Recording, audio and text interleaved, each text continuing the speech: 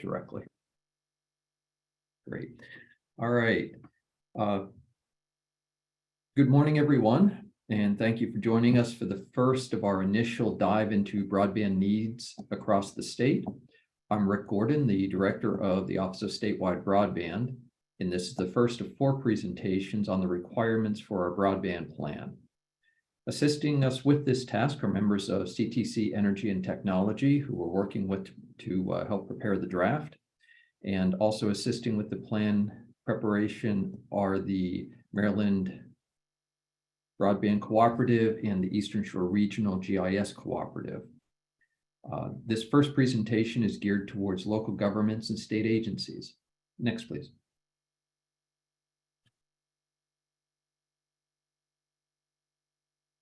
So our agenda for today is a high-level BEAD overview, some broadband technology overview to make sure we're all speaking the same language, broadband funding and programmatic opportunities, and opportunities for government and elected officials. All participants are on mute. This is being recorded for posting to the website as a public meeting. If you have questions or comments during the presentation, please type them into the Q&A box, and we'll try to address them at the end of the presentation. Next, please. So why are we here? The Broadband Infrastructure Law, or BIL, or also known as IIJA, the Infrastructure Investment and Jobs Act, IJA, will provide over $42 billion for broadband deployment to the NTIA, with NTIA administering the funds that will ultimately go to the states. Each state is guaranteed $100 million, with additional funds based on the percentage of unserved addresses in the state as compared to the US as a whole. To access the funds, states must submit a 5-year broadband plan that addresses the state's broadband needs. Over the next few months, we'll be conducting stakeholder meetings, outreach conferences, and surveys to gather the data that will direct our plan. Next, please.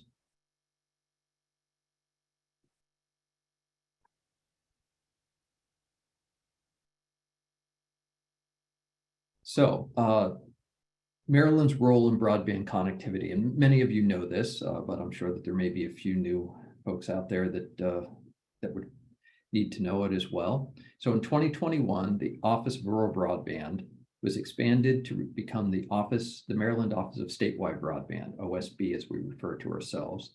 And we're an office within the Department of Housing and Community Development here in Maryland. In 2021, Maryland dedicated $400 million towards broadband connectivity and participation.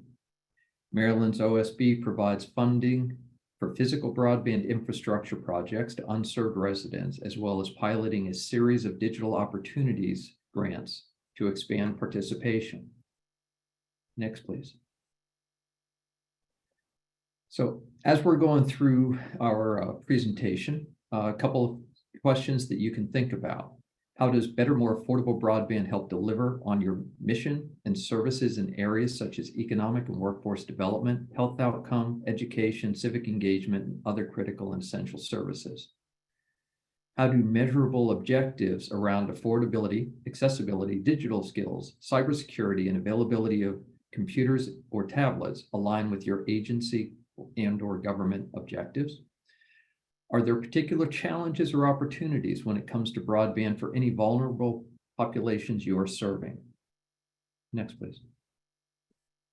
Specific to local governments, local agencies, how should local needs and priorities be integrated into the grant design? Should ISP proposals just have a letter of support from the local jurisdiction? Should the ISP proposal be scored higher if there are letters of support? Should ISPs sign MOUs or community benefit agreements to outline how the ISP would support the local communities? And should that affect the scoring? Next, please. So real high level overview of broadband technology, just so again, I mentioned so that we're all on the same page. Next.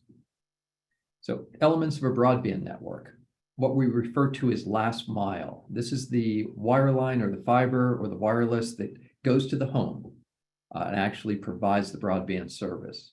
From there, goes to middle mile fiber, or sometimes we call it an interconnection, that takes us back to long haul fiber, which is the fiber that actually delivers your signal back and forth from an internet connection. Next, please. So speeds. There are, believe it or not, are multiple different speeds related to broadband. FCC defines broadband as somebody who has 25 megabits per second down by 3 megabits per second upload speeds. In the ARPA, American Rescue Plan Act, and IJA, Congress said, actually it's not IJA, even though it says that. IJA does not have 100 by 20 as its low. Congress actually set 25 by 3, I believe, for the IJA bill as unserved. ARPA, however, set 100 by 20 as unserved. And then the current state threshold for adequate broadband is set at 100 by 100 synchronous service. Next, please. So different types of broadband infrastructure. Fiber to the premise is one that we actively support.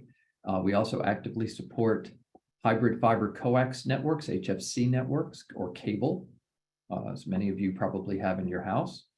Older digital subscriber lines, DSL lines, rarely reach broadband speeds.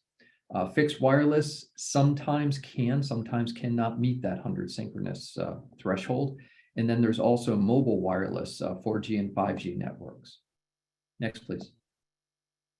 So fiber to the premise, generally at least a gigabit service. HFC networks can also reach gigabit service depending on what version of what's called DOCSIS, which is a delivery software version. There's a new one out there called DOCSIS 4.0, which goes up to 10 gigabits per service. DSL service in Maryland, generally 10 to 12 megabits per second is the best. It can drop all the way down to 200 by 200 service. The old dial-up is also out there. 4G, fourth generation fixed wireless, can reach 100 megabits per second. The newer 5G technologies are generally can reach over 500 megabits per second, depending on how far you are from those fixed wireless towers. Then there's also millimeter wave, which is what you may find in many of the urbanized areas that can reach up to 10 gigabits per second. Satellite service, download speeds, they're approaching 25 meg. They have some trouble with upload speeds. And the low Earth orbit satellites, they can reach 100 meg down. They are also having a little trouble with the uploads. And then there's 4G, fourth generation mobile, and fifth generation mobile services. Next, please. Within the broadband infrastructure law, not only is there B, but there's also the Digital Equity Act, and it has its own rules and plan requirements. The Digital Equity Act is focused on broadband access, getting devices and tech support to people, digital literacy skills, accessible and inclusive content, and privacy and security. And there are covered populations that it is also focused on. Next, please. So what is digital opportunity and equity? It's basically referred to, it's focused on broadband access, making sure that we have affordable and accessible high-speed home internet service. Accessible and inclusive content, making sure that public online content is accessible to all individuals. Devices and tech support, individuals have access to computers or tablets and the technical support necessary to run it. Privacy and security, individuals know how to protect their data in their online connections. And then digital literacy skills to make sure that everyone has digital skills to support their use of the internet. Next, please. So I'd like to call out the University of Maryland Extension efforts to improving digital literacy. They are just rolling out a statewide telephone helpline to assist people with their computer and technical needs, whether a deep dive into creating online accounts or simply how to connect to Wi-Fi and the internet. They have live support Monday through Friday between 9 and 3. And they are also working on a digital literacy program and will have digital navigators who will help roll out that program in the near future. Next, please. So funding and programmatic opportunities. Next, please. So the BIL had specific requirements directing NTIA on the use of the provided funds as well as timelines. In general, planning will take place in 2023. A grant program will be rolled out in 2024. And construction or deployment will start in 2025. The priorities for the funding is unserved locations, those that cannot get internet at least 25 by 3. Underserved locations, those that get internet service between 25 by 3 and 100 by 20. Community anchor institutions are next. Locations that cannot get 1 gigabit per second internet. And then low income and affordable housing is a fourth priority for the BEAD funding. Next, please. And once we've taken care of all that, there is broadband connectivity, low-cost internet to multi-dwelling units for low-income residents, digital skills and digital navigators, covered populations, focus on programs on covered populations, seniors, veterans, et cetera, workforce development, and telehealth services. Next, please. For the digital equity funding, there are state digital equity capacity grant programs. So once we have developed our 5-year digital equity plan, then there is annual funds available for implementation of that plan. And there are also digital equity competitive grants. The competitive grants allow state, local governments, as well as other organizations to apply for funding for their own programs. Next, please. Oh, NTIA is accepting comments on those grant programs. So if you'd like to provide comment, do a search for NTI Digital Equity comments, and you should be taken there by Google.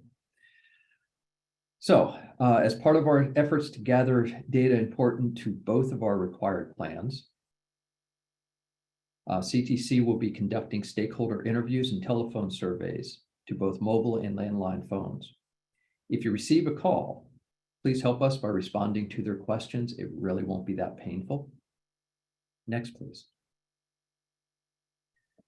Also, as part of our programming, there is what is called the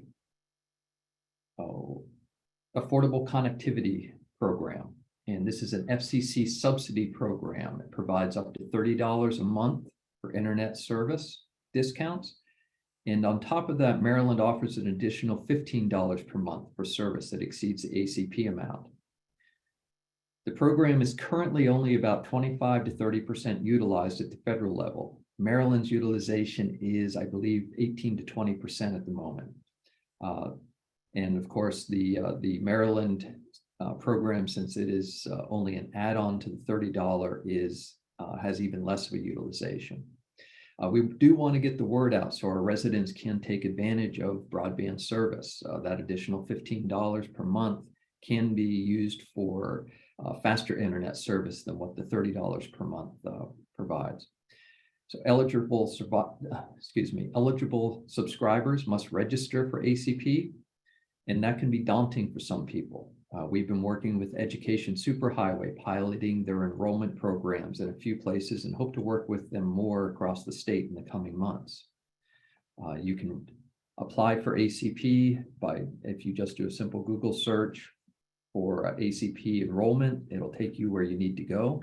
If you have problems, there's an 800 number run by the FCC. And if you want to use the educationsuperhighway.org enrollment help, there's also a website for that. Next, please. Thank you. So one of the other things that local jurisdictions can do to ensure that Maryland receives all the BEAD funding it's entitled to is review the new FCC broadband mapping and challenge locations that are shown as served, but where you may know they are actually unserved. The Office of Statewide Broadband has submitted one bulk challenge to about 3,500 locations that we feel are claimed as served that actually are not. We know that there are more, but we don't have the data to prove that. And we're hoping maybe our local jurisdictions do have some of that data and knowledge to help us with this. If you don't want to submit a challenge directly, which I can understand, it's not a pleasant experience, we can work with you and add your challenge to our next bulk challenge. Contact me and we can discuss the process and what we need for this. I know that Congressman Trone's office has reached out to many of the jurisdictions in his district to encourage this and to encourage those jurisdictions to work with our office on the challenges. We'd like to extend that offer to statewide. Next, please. So some of the opportunities for government and elected officials. Next, please. Obviously, we have some focused stakeholder facilitations, local regional governments, internet service providers, community anchor institutions, and workforce development will all be webinars that are being rolled out. And those will be aimed both at BEAD and digital equity. Next, please. Stakeholder surveys. We will have stakeholder surveys in specific areas that where we need to gather data. The state and local government asset inventory is the first survey, and there'll be a link to follow. It's a short survey, but it does ask that if you have data that you can provide, that you provide it to our office so that we can incorporate it into our mapping. The remaining surveys will be released shortly, and they will all be up on our website, all have access on our website or links on our website to them. Next, please. The government agency asset inventory, what we're looking for physical assets. So we'd like to know where your fiber, your conduit, real estate poles, etc. We did this on a statewide basis a couple of years ago, and we plan to update that information as well. Capital construction projects, what opportunities for placement of communication facilities might you have upcoming? Analysis of skilled labor and available workforce readiness. Again, what you may have as it may impact the state's broadband policies and deployment goals. Agencies' role in tracking and monitoring broadband or other communication outages. Planning or development of regulations related to reliable and resilient broadband. Policies and strategic plans related to broadband, digital equity, infrastructure deployment, economic development.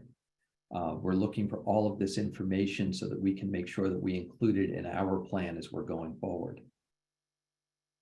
Next, please. Broadband services deployment under BEAD. So finally, how will BEAD funding work? And while we're still in the planning stage, we expect many of our current programs to work as they have in the past. And be utilized as BEAD programs. We'll subgrant to local jurisdictions and the ISPs for deployment. BIL has specific requirements for fair labor standards that will have to be complied with. In other words, there will be reporting. We'll work with the Maryland Department of Labor and other stakeholders to develop a workforce development plan to ensure that we have a well-trained and sufficient workforce to implement these programs. Projects must provide low-cost options for eligible subscribers and participate in ACP. We've started this on some of our ARPA programs that we've been rolling out, and they will become more prevalent in the upcoming programs. Next, please. So questions. If you have questions, please put them into the Q&A box, and I'm going to hit the first one. Will we receive a copy of the PowerPoint presentation? The presentation and the recording will be on our website, and you'll be able to download it from there. Any other questions? If not, this will be a very short presentation.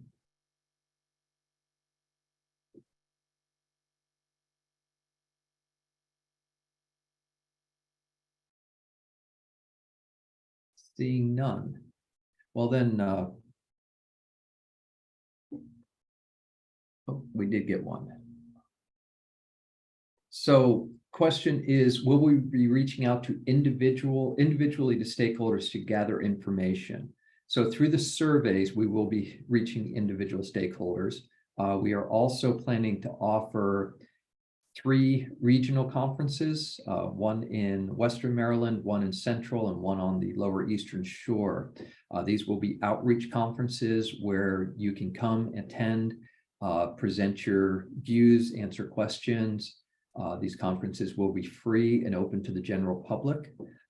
These will be coming. There'll be 2 in April and 1 in May. We will also be joining with Baltimore City on a 4th conference in May, where again, you can come and participate. There will, as we mentioned, there will be surveys. These surveys can be taken online. There will be phone surveys as well as postcard surveys, where we will be doing some engagement. And beyond that, we will have stakeholder engagement sessions that will be in addition to the outreach conferences. Okay, Josh, questions are coming in. Do you want to take over the questions so that you can keep track? Absolutely. Rick, the next question is the state planning to have all of the ILJA funds flow through them, or would you support applications by individual counties? So the IIJA funds will flow through the state. That's the easiest way for us to keep track of where they're going. The programs that we'll use for that will be similar to what we've used in the past. We had our Neighborhood Connect program, and then we also had our network infrastructure program. Neighborhood Connect, of course, funds went to the local jurisdictions, and the network infrastructure went directly to the ISPs. And we see those programs continuing. The BEAD plan will just better identify how those funds should be used and how our programs need to be adjusted, and if new programs are necessary. Next, Jake, or Josh, I'm sorry. Yeah, absolutely. The question about, could you talk a little bit about the current program regarding the speed test data? Are there early results? And also perhaps as part of that, what role would counties have on monitoring ISP build progress and the status updates? So speed results and build progress. So we do have our speed test portal up, and those speed tests, if you do a Google search on OSB or Statewide Broadband Maryland, you'll get taken to our website, which has our speed test on it. Those results are gathered on accumulated on a monthly basis, and we track them internally. It's not something that we have publicly facing at this point, although that may be something we do in the future. As far as our construction, during construction, the ISPs are required to provide speed data to us. We don't require, of course, every household. It's a selective number that are required based on the project size. And we use that data to ensure that the ISPs are building to the level that we've granted funds to. Did I hit on all those, Josh? I think there were several parts. Yes, the next part of that, I believe, is what role will counties have on monitoring the ISP build progress, and how will they be aware of the build progress? So we currently don't have a good method to deliver that progress. It's probably something that we should look at. It would be something that we would put on our website, likely with some sort of a reporting timeline for each project or something like that. We have a data dashboard that we report some information on. The reporting of progress is not up there at this point, but it probably will be in the future. And that would be how you could track it. As far as the county, if we go back to our Neighborhood Connect, the county would be responsible as the subrecipient for reporting on their ISP's progress, since they are since the local jurisdiction would be the applicant and the recipient from us for that. What else, Josh? Rick, the next question is when will the state know exactly how much in BEAD funding will be received and how much perhaps above the 100 million? NTIA has said June, end of June, they expect to have those numbers out. And that's one of the reasons that we, of course, are trying to gather all of our challenge data and get it submitted, because that will influence that final amount. Next one. Yes.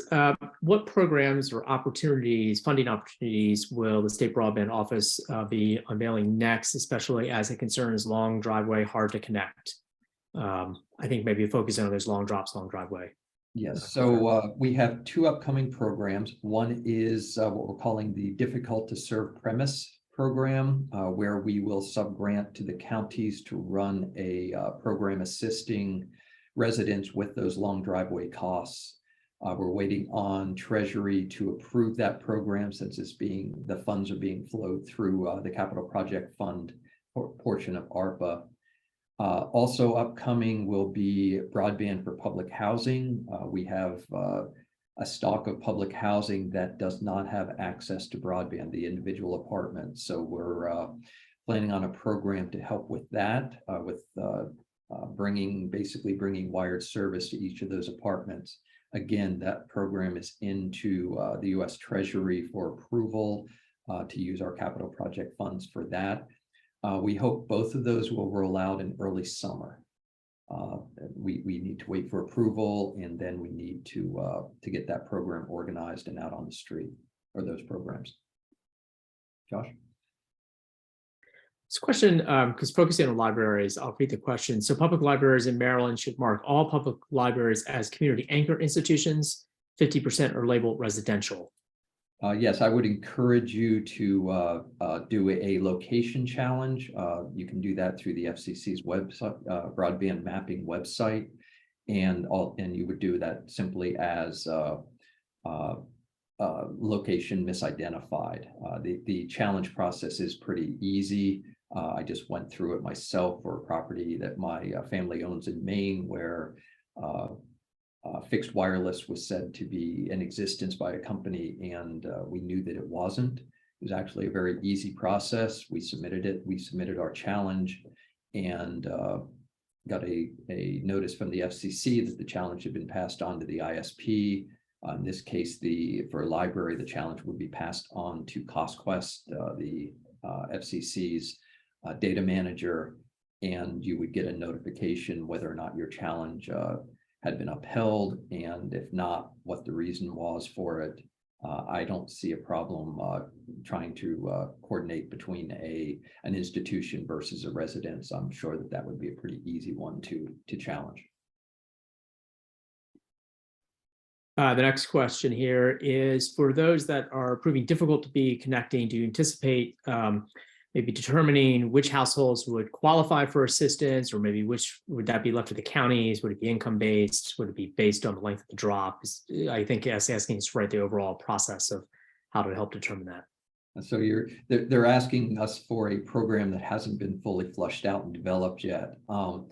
In general, we would leave it to the counties to develop the program. There would be a low income portion to the program, so that if somebody could not afford, say, a match required, that could be waived. In general, I think Charles County has a program working now that we probably utilize portions of for our program as well. They have a match requirement. Well, there would be a match requirement for ours, I would expect, from the homeowner, and in general, the funds would flow directly to the internet service provider that provided the service, or that provided the connection. And beyond that, we're going to have to work through the program. We'll have meetings with stakeholders to make sure that our program is usable by all the jurisdictions and accessible by all members of the public. Next question, will underserved locations be eligible for funding in the next iteration of the Network Infrastructure Grant Program? So the next iteration of network infrastructure will be funded with BEAD funds. And the way BEAD works is we must focus on our unserved locations first. And once we have met the unserved, provided service to the unserved locations, then we can look at underserved. Remember that underserved for BEAD is 100 by 20 is the threshold. Anything between 25.3 and 100 by 20 is underserved. In general, we find that if a location has or does not have 25.3, obviously does not have 100 by 20, but if it does meet that 25 by 3, except some circumstances, it's also meeting the 100 by 20. Generally, if you exceed 100 by or 25 by 3, you have a cable provider who is providing that higher level of service. Obviously, not in all circumstances, but our first priority is that 25 by 3. Funds remaining after all of those locations are met would then be the 100 by 20 underserved. For broadband for public housing, will this include buildings that are currently part of the HUD-RAD conversion program? Those are typically long leases. They're saying 15 years. Publicly owned is where we're starting. The public housing owned by Baltimore City, by Anne Arundel County, by Montgomery County, by Garrett County, that they are truly publicly owned as opposed to maybe a nonprofit owned or a for-profit owned. So that's where we're going to be starting. Regarding the remainder, I'm not a housing expert. I have those people here in my office, and they can certainly help me answer that question better. I'd ask that you maybe submit to our, we have a mailbox, osb.bead@maryland.gov. If you submit that question there, I can better answer it after I consult with our housing experts. We do broadband, other people do housing. I need a little bit more help with that question.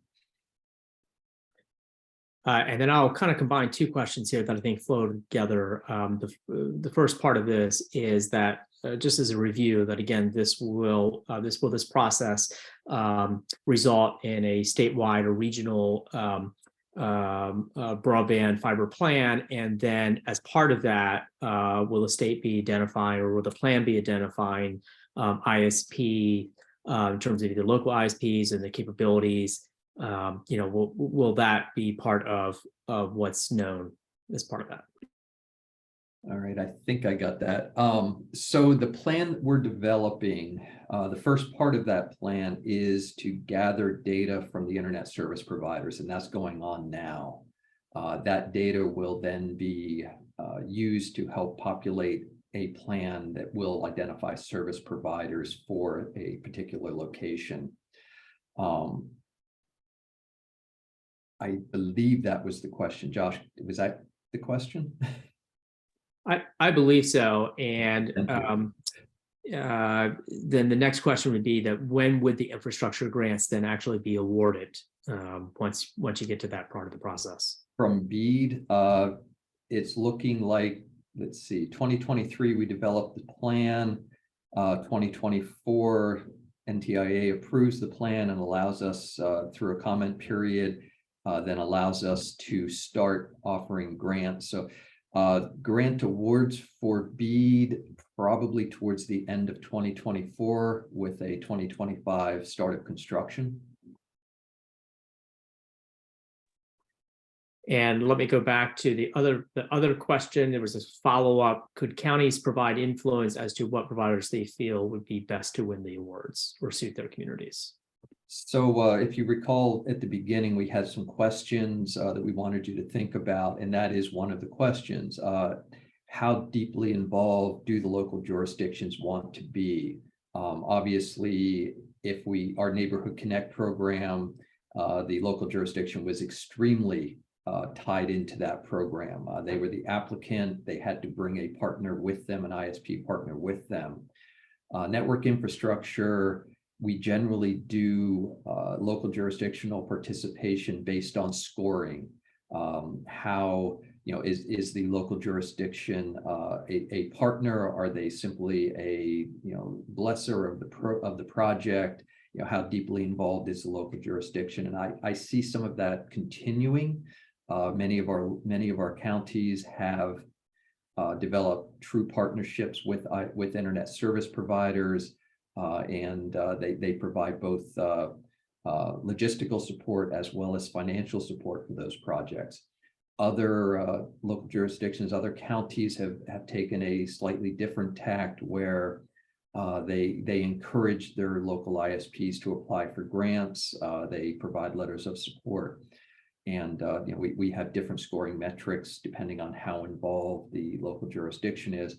We're looking to the counties to local jurisdictions to help us with that. Do you want to be involved? Would you rather take more of a hands-off approach and a free enterprise approach, or do you want to get down in the weeds with it and tell the internet service providers exactly where you want them to go? That's something that we're looking for input on.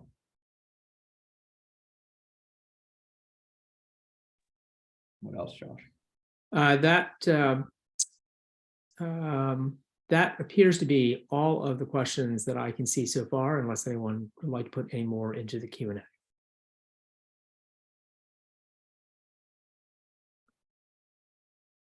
All right, that said, go ahead and bounce to the next slide. There's some contact information on there. We obviously have our usual OSB mailbox. We're asking anything related to BEAD or digital equity flow to the two bottom addresses. Our standard mailbox gets somewhat overwhelming sometimes, so we want to make sure we don't miss these comments. There is an asset inventory survey.